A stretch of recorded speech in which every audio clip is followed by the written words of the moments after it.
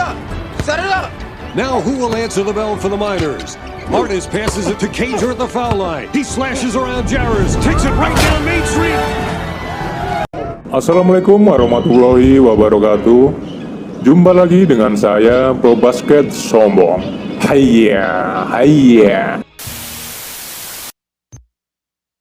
Film ini bersetting di tahun 1965, di mana orang-orang kulit hitam masih menjadi kaum yang lemah, dipandang sebelah mata, dan dianggap tak layak jika melakukan aktivitas layaknya yang biasa dilakukan orang kulit putih. Hari itu terlihat seorang pelatih basket bernama Don Haskin tengah merayakan kemenangan murid-muridnya. Di sana juga terlihat sang istri yang menemani di kursi penonton. Juga terlihat seorang pria yang diam-diam mengamati Haskin dari kejauhan. Haskin adalah seorang pelatih basket putri yang berhasil membawa siswinya memenangkan turnamen di berbagai kompetisi. Di rumah terlihat istrinya sedang memandikan bayi mereka, sementara Haskin sedang bermain dengan kedua anaknya di halaman rumah. Langsung siapkan kopai, udut, maksimalkan volumenya, klik tombol subscribe. Ya alhamdulillah kalau di subscribe, kalau nggak di subscribe ya tetap alhamdulillah. Seruput segan. Mantep. Hingga kemudian Haskin menerima sebuah panggilan telepon. Ternyata itu adalah panggilan dari Universitas Texas Western Minor. Mereka menawarkan Haskin untuk melatih di kampus kecil mereka di El Paso. Namun mereka tak bisa menawarkan gaji yang besar. Sebagai gantinya Haskin diperbolehkan untuk membawa keluarganya dan tinggal di asrama pria. Serta mereka diizinkan untuk makan gratis setiap harinya di kantin. Haskin yang sangat mendambakan dapat melatih di tim basket divisi 1 pun dengan senang hati menerimanya. Keesokan harinya Haskin dan keluarganya berangkat ke El Paso. Sesampainya di kampus, ternyata asistennya yang bernama Moe sudah seminggu lebih dulu berada di sana. Kemudian dia diantar ke kamarnya dan memperkenalkan seorang pelatih kebugaran bernama Ross, yang sedang merapikan ruangan yang akan ditempati Haskin dan keluarganya. Kemudian Moe membawanya ke lapangan basket dan menjelaskan bahwa dia telah memeriksa para pemain di tim basket universitas itu dan hasilnya mereka terlalu lemah. Saat berjalan mengitari lapangan, Haskin tampak tertawa melihat keadaan lantainya yang lapuk, dan hal ini diperparah ketika Moe mengatakan tak adanya anggaran untuk merekrut pemain, karena anggaran yang ada akan dipergunakan untuk biaya perbaikan lampu. Haskin menemui dewan sekolah dan meminta anggaran untuk merekrut beberapa orang pemain, namun dewan sekolah mengatakan bahwa di sini football adalah raja, sedangkan basket kurang diperhatikan. Maka dari itu dia tak bisa memberikan anggaran lebih untuk tim basket. Namun dewan berjanji akan mengusahakan beasiswa bagi para pemain yang akan direkrut Haskin. Kemudian Haskin mulai mendatangi kampus-kampus terdekat untuk mencari beberapa orang pemain yang akan diajak untuk bergabung. Namun sayang tak satu pun dari mereka yang tertarik bergabung bersama Haskin.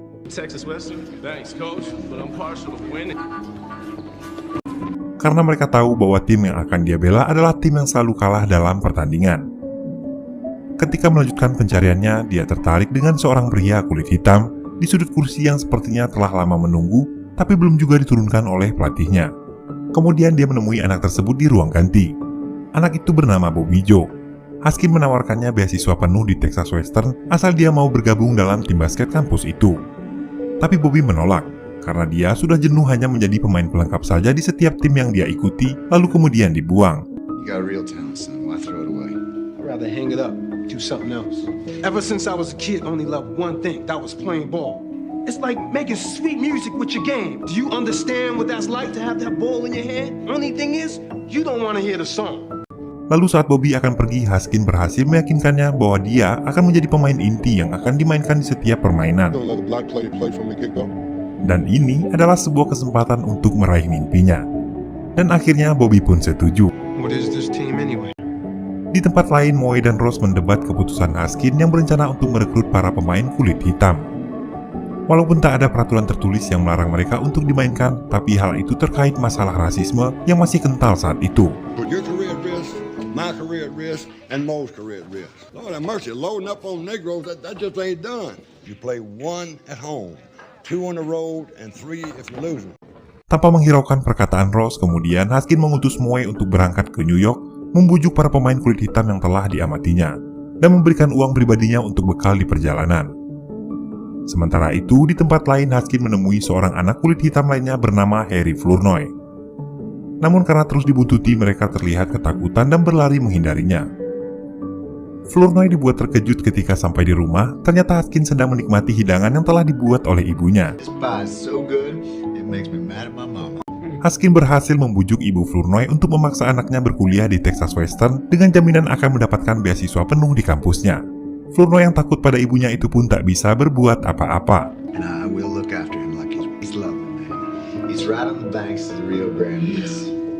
Kemudian Haskins juga berhasil merekrut seorang anak lainnya bernama Orsten Artis yang berhasil dia yakinkan bahwa permainannya belum sempurna setelah mengajaknya berduel dan memblok semua tembakan-tembakan Orsten. Sementara itu, Moe di New York juga berhasil merekrut 3 pemain bernama Neville Seth, Willie Worsley, dan Willie Jagger. Keesokan harinya, Seth, Jagger, dan Worsley dijemput oleh Ross dan diantar sampai ke kampus. Di kampus, Haskins ditegur oleh dewan sekolah karena telah merekrut begitu banyak anak kulit hitam dan mengatakan para donatur tentu tak akan menyukainya. Di kampus, saat jam makan, para murid kulit hitam mulai menyesuaikan diri dan mencoba membaur dengan lingkungannya. Taco, nacho, burrito. No, I'm looking for hot doggo. Nacho. No, hot doggo. Saat makan, mereka mulai berkenalan satu sama lain.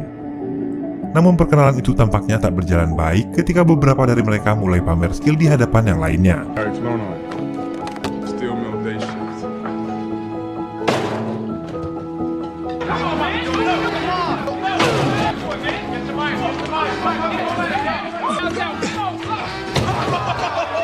Kemudian pelatih Ross yang mendapat panggilan mendatangi ruangan dan segera melerai keributan. Get this place cleaned up and try to act like you got some sense. Well, the knuckleheads. Saat ini telah terkumpul sebanyak 6 orang kulit hitam. Mereka adalah Bobby, Orsten, Worsley, Neville, Jagger, dan Flournoy. Dan hanya tersisa 1 orang lagi. Anak itu bernama David Latin. Dia adalah seorang pemain basket terkenal dan beberapa kali beritanya dimuat di surat kabar. How you doing, brother? And I bust that big ox upside his head. Di ruang ganti, Jerry mengatakan bahwa orang tuanya ingin dia bekerja di ladang karena bagi mereka basket hanya akan membuang-buang waktunya. Tak lama kemudian, seorang housekeeping meragukan kemampuan mereka. Apalagi mereka akan dilatih Haskins yang dulunya seorang pelatih tim basket putri. Ketika Haskins menjelaskan aturan yang ada dan mengatakan dirinya adalah pelatih yang keras, Bobby menyela dan mengejeknya. My way's hard. No booze, no late nights, nothing besides fundamental basketball. Especially if your girl's wearing a skirt. Dan benar saja, mereka semua dilatih dengan keras, bahkan Bobby terlihat sangat kewalahan. Di akhir latihan, Haskins memarahi Chet karena dia telah membiarkan Latin mencetak angka dan tampak ketakutan untuk melakukan blok. Kemudian Haskins juga melarang Latin untuk melakukan dunk. Dunk adalah memasukkan bola ke dalam keranjang dengan telapak tangan menyentuh ring basket. Selesai latihan, pada malam harinya Bobby mengajak teman-temannya terkecuali Latin yang tak mau ikut menghabiskan malam di sebuah bar.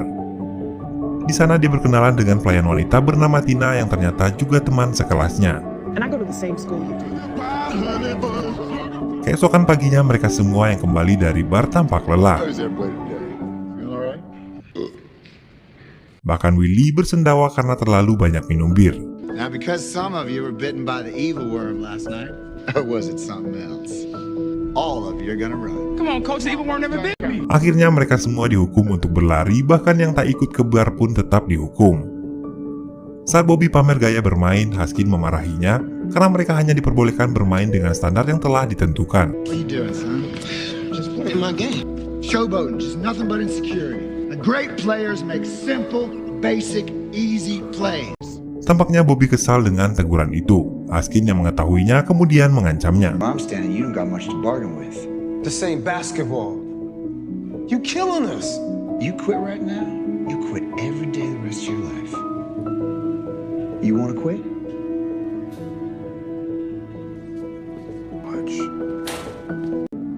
Hari demi hari melakukan latihan tampaknya cukup sulit bagi pelatih Haskins menyatukan 5 orang kulit putih di timnya dengan 7 orang kulit hitam yang dia rekrut. Seperti terlihat ketika pelatih Haskins meminta Jagger bermain secara sederhana tanpa melakukan trik-trik tambahan. Fundamental, discipline, defensive basketball. Dan meminta Togo untuk mencontohkannya. Akan tetapi, Jagger malah mengejeknya.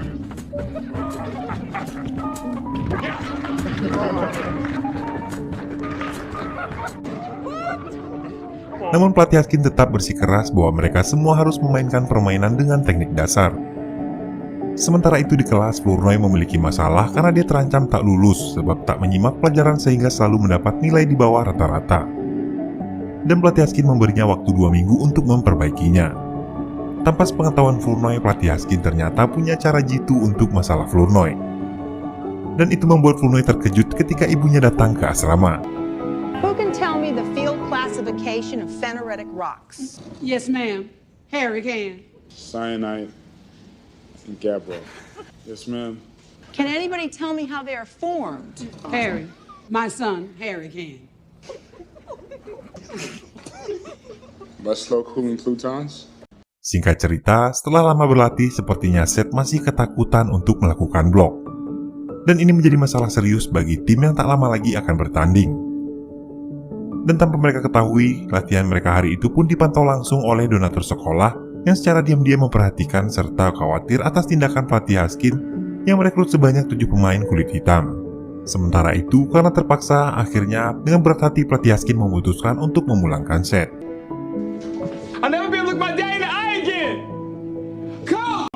Keesokan harinya, Seth ternyata masih belum pulang, dan dia menghampiri pelatih Haskin memohon untuk diberi kesempatan. Come on, man. Let me play. You had your chance to be a man. Go home. Take your ticket and go home. Let me play! Dalam latihan itu, Seth mengalami cedera dan harus terluka di bagian hidungnya akibat berbenturan dengan David. Namun dia tetap memaksakan diri untuk bermain, bahkan dia memilih untuk memakai topeng ketimbang harus berbaring di ruang perawatan. Hal ini membuktikan dia telah berubah sehingga pelatih Haskin memutuskan dia tetap menjadi bagian dari tim. Hari pertandingan tingkat wilayah pun tiba. Pada laga pertama itu, pelatih Haskin memainkan 3 orang muridnya yang berkulit hitam dan 2 orang yang berkulit putih. Walaupun tak disambut baik oleh penonton, namun mereka berhasil memenangkan pertandingan hari itu. Namun yang menjadi masalah adalah mereka tak bermain sesuai arahan pelatih Haskin. Mereka bermain dengan egonya masing-masing dan bukan seperti sebuah tim yang solid.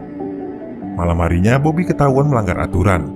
Pelatih Haskin memergokinya sedang berpacaran dengan Tina di atap asrama. Kemudian menghukumnya dan berkata bahwa Bobby telah membuang-buang energinya untuk hal yang tak berguna, bukannya fokus pada tim yang dipimpinnya. Kemudian menasihati Bobby dan berkata, I ain't the smartest coach, but I bust my butt and I outwork smarter coaches. I never was the greatest player, but I busted my butt and I outwork better players. Pada pertandingan selanjutnya, mereka tampak kesulitan menghadapi tim Hawkeyes yang menduduki peringkat 4 nasional. Hingga jeda babak pertama, Texas Miner masih tertinggal dari Hawkeyes. Di ruang ganti, Bobby meminta pelatih Haskin memberikan mereka kebebasan untuk bermain dengan gaya mereka sendiri. Akan tetapi permintaan itu pun ditolak. Di babak kedua, mereka semakin tertinggal jauh hingga kemudian pelatih Haskin meminta jeda pertandingan. Kemudian dia memanggil Bobby dan berkata, akhirnya perlahan Texas Miner berhasil memperkecil ketertinggalan. Bahkan di akhir pertandingan mereka berhasil mengalahkan tim Hawkeyes dengan permainan cepatnya.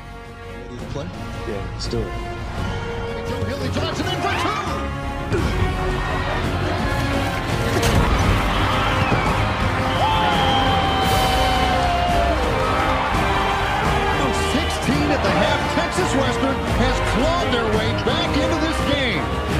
Miners trail by 1 with 15 seconds left in the game. Looks like he's going to try it himself.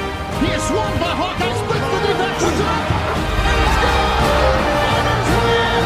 Miners win! I'm seeing it with my own eyes, and I still don't believe it. The Miners take down perennial powerhouse Iowa. These Miners are for real. Malam harinya, diam-diam mereka merayakan kemenangannya. Tapi kali ini beberapa murid kulit putih juga ikut bersama mereka. Walaupun awalnya terlihat canggung, namun berjalannya waktu, suasana pun menjadi cair. Setelah semuanya berlalu, luka di hatiku tak lagi terasa rindu. Pahit yang ku terima. Sejak saat itu, pertandingan demi pertandingan tingkat wilayah yang mereka jalani selalu berakhir dengan kemenangan. Dan media cetak selalu memberitakan tentang kemenangan spektakuler mereka. Perlahan namun pasti, Texas Miner mulai populer dan dikenal banyak orang. Bahkan kini mereka akan bertanding di tingkat nasional sebagai wakil wilayah. Di bawah asuhan pelatih Haskin, tim itu benar-benar menjadi sebuah tim yang solid yang sangat ditakuti oleh lawan-lawannya. Seiring dengan kepopuleran mereka, donatur sekolah tampak gelisah karena terlalu banyak pemain hitam di tim mereka. Dikhawatirkan ini akan menjadi masalah. Dan benar saja, sejalan dengan ketenaran tim ini mulai mendapat ancaman. Seperti Seth yang dipukuli gerombolan tak dikenal saat makan di sebuah restoran. Bahkan istri pelatih Haskin juga mendapat ancaman bahwa mereka akan dibunuh. Sepertinya semua ini adalah ulah orang-orang rasis yang tak senang dengan ketenaran mereka dan berusaha mengintimidasi. Suatu hari di tempat latihan, Cheger mengalami sesak nafas. Ternyata selama ini dia menderita pembesaran jantung yang dapat merenggut nyawanya kapan saja. Namun Cheger menyembunyikannya demi dapat terus bermain basket.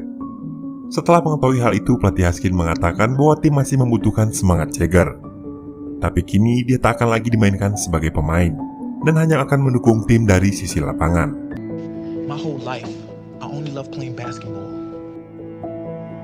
You're gonna need that big heart of yours, huh? Meskipun di bawah tekanan yang semakin berat, Haskin memutuskan untuk tetap bertanding di kompetisi tingkat nasional. Di bandara dia mencoba berkenalan dengan pelatih Rook. Rook adalah pelatih dari tim basket Universitas Kentucky yang merupakan juara bertahan tingkat nasional. Setelah melihat tim yang dibawa Haskin, kemudian Rook pun berlalu pergi. Saat pertandingan Texas Western melawan East Texas, mereka sempat mendapat perlakuan rasis dari para penonton. Namun hal itu berhasil diredam dan pertandingan pun dimulai.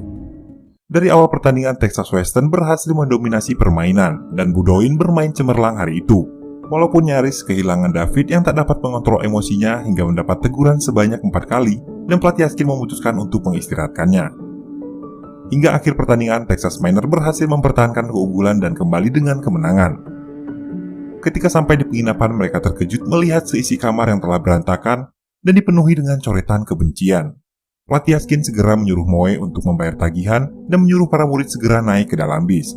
Dan mereka pun pergi dari sana. Kejadian hari itu seolah merubah segalanya. Membuat murid-murid kulit hitam merasa ketakutan dan mereka seperti sedang menghadapi seluruh dunia. Di pertandingan selanjutnya saat menghadapi Seattle, kekompakan sudah tak lagi terlihat. Flournoy enggan memberikan bola pada Jerry Armstrong walaupun dalam posisi bebas. Hal itu terus berlanjut hingga membuat pelatih Haskin panik sampai-sampai dia salah menduduki kursi pelatihnya. Coach, you're my chef. I like the view better down here. Dan akhirnya itu menjadi kekalahan pertama Texas Western pada musim ini. Di ruang ganti, Haskin meluapkan kemarahannya pada tim karena telah bermain buruk hari ini. Namun sepertinya permasalahan rasis sudah melebar sampai ke ruang ganti. Kulit putih dan kulit hitam tampak saling menyalahkan satu sama lain dan saling merasa menjadi korban. Jerry Armstrong merasa kulit putih menjadi kaum minoritas dalam tim karena hanya bermain menjadi pemain cadangan. Sementara Flournoy mewakili golongannya merasa selalu mendapat intimidasi dari orang-orang kulit putih. Kemudian suasana menjadi hening. Ross mengatakan bahwa ini lebih buruk dari kalah bertanding. Mereka lupa pada misi awal yang menjadi tujuan mereka berada di sini. Lalu Haskin mengatakan inilah saatnya untuk membungkam mereka dengan menjadi pemenang. You want to shake off that hate? Put your heads up. Shut them up. Win. Walaupun kalah dalam pertandingan sebelumnya, tapi Texas Western tetap lolos dalam turnamen NCAA yang hanya menyisakan 4 tim terbaik untuk bertanding. Hari itu ketika akan menghadapi tim Kansas, Ibu Cheger datang jauh-jauh untuk menemui pelatih Haskin. Dia bercerita bahwa anaknya di rumah selalu membicarakan tentang pelatihnya. Sebenarnya kedatangan Ibu Jerry adalah untuk meminta pelatih Haskin memainkan anaknya dalam pertandingan, walaupun dengan segala risikonya.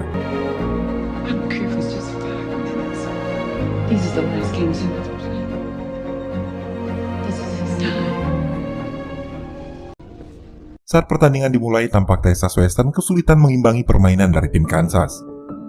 Setelah tertinggal poin, akhirnya pelatih Haskin memutuskan untuk memasukkan Cheger. Dan sepertinya itu adalah keputusan yang tepat, mereka berhasil memperkecil ketertinggalan. Lalu Haskin memasukkan Armstrong dan menggantikan Wosley. Permainan menjadi semakin menarik dan menegangkan ketika dua tim mulai saling menambah poin dan Cheger berhasil menyamakan kedudukan di akhir pertandingan. Setelah memasuki babak tambahan, akhirnya Texas Western berhasil memenangkan pertandingan tersebut setelah juri menganulir poin terakhir yang ditembakkan salah satu pemain Kansas.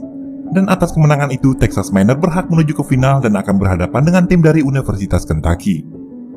Setelah pertandingan, donatur kampus Wade Richardson meminta maaf pada Haskin dan memintanya melupakan semua yang pernah dia katakan. Karena kini, berkat kebangkitan Texas Western, penjualan perabotannya tahun ini lebih laris dibandingkan total penjualannya selama 4 tahun belakangan. Saat konferensi pers, pelatih Rupp dari tim Kentucky tampak meremehkan Haskin ketika menjawab pertanyaannya yang menanyakan rencana pelatih Rupp untuk menghentikan David Lattin dan Bobby Joe. Ask Coach Rupp how he plans on stopping David Lattin and Bobby Joe Hill. Who? You have to admit. Di asrama, murid-murid saling bercerita satu sama lain. Di sana, Jerry Armstrong berkata bahwa ayahnya baru saja menelpon dan bangga padanya, serta akan menyaksikan pertandingan finalnya esok hari. Tak lama kemudian, telepon pun berdering. Ternyata pelatih Haskin meminta mereka semua berkumpul di tempat latihan. Di sana, Haskin mengatakan rencananya untuk menghadapi pertandingan final. Dia ingin membungkam semua orang yang selama ini selalu meremehkan para pemain kulit hitam. Haskin mengatakan bahwa dia akan memainkan 5 orang kulit hitam sekaligus, dan termasuk 2 orang cadangan juga berkulit hitam. Dia akan memainkan David, Jagger, Bosley, Bobby, Seth, Flournoy, dan Austin. Dengan kata lain, dia tak akan menurunkan satupun muridnya yang berkulit putih. Mendengar hal itu, Jerry Armstrong yang sedari tadi tertegun pun berdiri. Kemudian dia berkata, Y'all go out there and show them how bad 5 brothers can be on the court. Tomorrow night.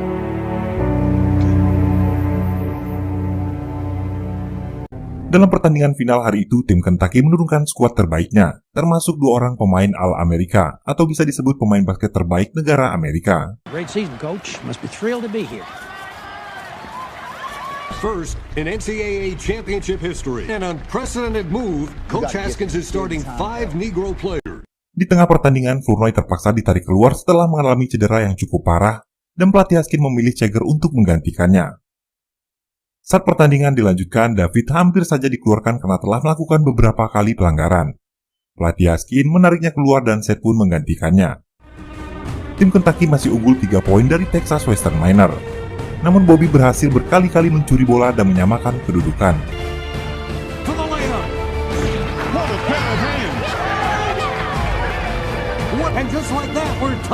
Walaupun sempat kembali tertinggal, namun pelatih Haskin berhasil membakar semangat timnya sehingga pertandingan itu menjadi pertandingan yang sangat fenomenal, dengan aksi-aksi akrobatik basket yang belum pernah dilihat orang-orang sebelumnya. Dan slam dunk mengejutkan diperagakan oleh pemain Texas Western Miner.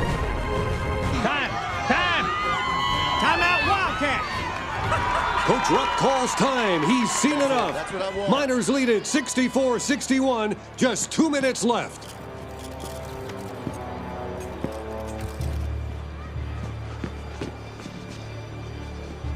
All season long, when you had nothing left, you just come up with it. And you had success after success. You did it. You're 2 minutes away from a national championship. Lattin, I'm putting you back in. Right now, it's not about talent. It's about heart. It's about who can go out there and play the hardest. Who can go out there and play the smartest. Take it! Dampier guarded tightly by Bobby Joe Hill. He reverses his dribble and fires from 18, and it's good! There it is. That was a big shot. Miners look to answer. Yes! Wildcats into the front court needing a score. Wiley breaks free.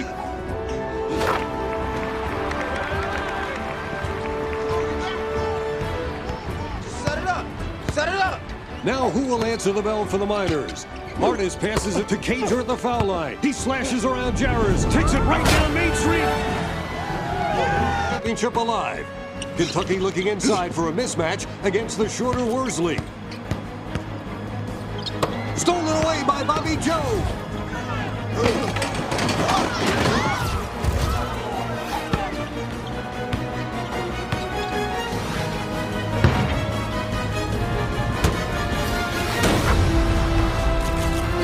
Tim basket Texas Western Miner berhasil menjadi juara dan menduduki peringkat 1 nasional. Sekaligus, pertandingan ini menjadi sejarah besar bagi dunia basket Amerika. Karena itu kali pertamanya sebuah tim menurunkan 5 orang pemain kulit hitam sekaligus. Lewat keberhasilan Haskin memainkan 5 pemain utama kulit hitam, sekolah-sekolah lain pun semakin terbuka untuk menggunakan jasa pemain kulit hitam di tim mereka. Upaya Haskin yang pada awalnya hanya ingin menjadikan Texas Western juara ternyata memiliki dampak yang lebih besar. Pertandingan final 1966 memberi warna sendiri yang kemudian membuka jalan bagi mereka yang tampak minoritas mendapat hak yang sama untuk berkarir. Walaupun Don Haskin telah wafat pada tahun 2008 silam, Tapi sejarahnya tak ikut terkubur bersama dengan jasadnya, dan film ini pun selesai.